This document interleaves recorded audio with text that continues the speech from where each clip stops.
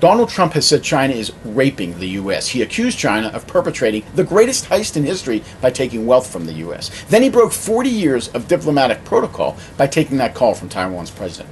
For their part, the Chinese, since Trump was elected, have sailed an aircraft carrier through disputed waters, seized a U.S. naval drone, and told Mr. Trump they're already sick of the tweeting. The bell hasn't even rung for the upcoming relationship reset showdown between the U.S. and China, and tensions are already rising. Think about it. We've got the largest economy in the world against the second largest, the largest military in the world against the fastest growing one, the only remaining superpower against the next potential superpower, the country that defined the 20th century against the one that is trying to define the 21st. Jobs, technology, currency wars, cyber wars, fake islands, national sovereignty, national debt, international law, rogue nuclear states, and missile defense system. With all that's at stake between these two global heavyweights, well, maybe I'm reaching, but I'm thinking this has a real Ali Frazier feel to it. Most definitely an epic showdown. Of course, this is just a diplomatic showdown, and if we're lucky, it will remain just a diplomatic showdown. But the stakes are high, and the outcome is difficult to predict because this is arguably unlike any diplomatic showdown we've seen in some time, maybe history. Why so unique? A few reasons.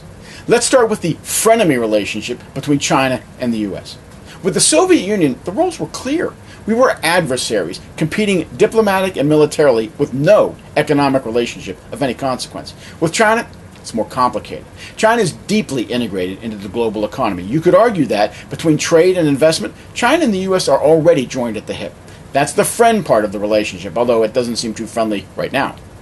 On the other side of the equation, relative to a host of political, national security, and military issues, China and the U.S. simply don't see eye to eye. That's the enemy, or at least the adversary, part of the relationship.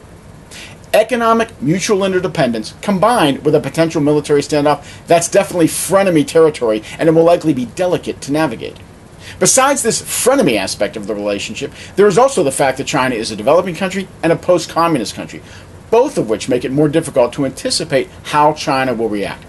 We'll get to those topics in future posts. For now, we suggest you get ready for one heck of a diplomatic bout. If the fight is as intense as the weigh-in has been, this should be fascinating to watch, to say the least. This is Dan Joseph of the China Learning Curve.